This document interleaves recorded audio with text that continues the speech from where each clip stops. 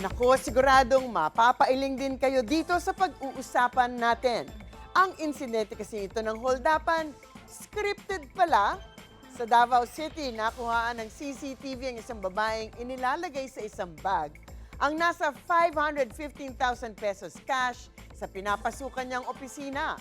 Sa isa pang kuha ng CCTV, naglalakad siya nang biglang hablutin ng riding in tandem ang bag na may pera. Agad nagpa-blatter sa pulisya ang biktima, pero habang nag-iimbestiga ang mga pulis, naghinala daw sila dahil hindi tugma ang salaysay niya sa kwento ng mga saksi. Kalaunan, inamin ng biktima na scripted lamang pala ang krimen at kasama siya sa nagplano nito. Naku po! Arestado ang babae at ang kasintahan nakasabwat sa krimen. Ano ba ang sinasabi ng batas tungkol dito? Well, ask me, ask Attorney Garrett. Attorney, scripted na holdapan, ano ba ang kakaharapin ng mga suspect sa ginawa nila? Well, kung talagang scripted lamang ang mga pangyayari at kasabwat lamang talaga ang babaeng empleyado, fake lamang ang paghahablot, ito ay krimen ng theft.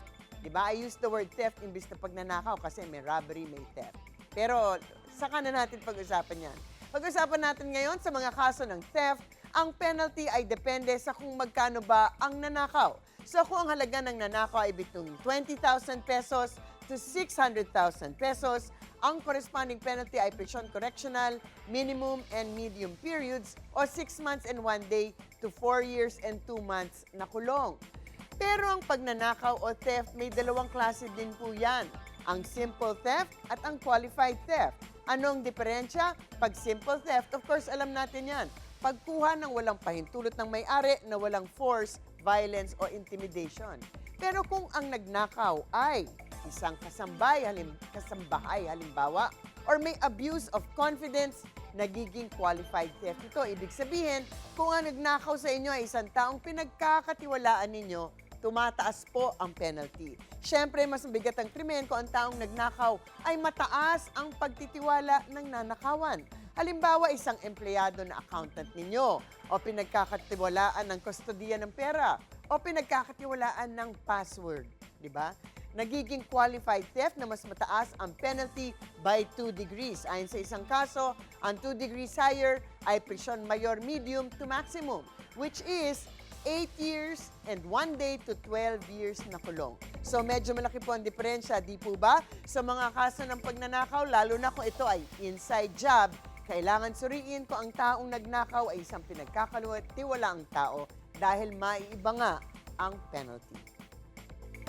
Attorney, nagpa-blatter yung nagpanggap na biktima rito para sa kaalaman ng mga kapuso natin. Ano ba ang pwedeng kaharapin kapag nagsinungaling kayo sa blatter o yung mga nagsusumbong sa otoridad kahit na hindi totoo? Nako, well, unang-una, ito ba ay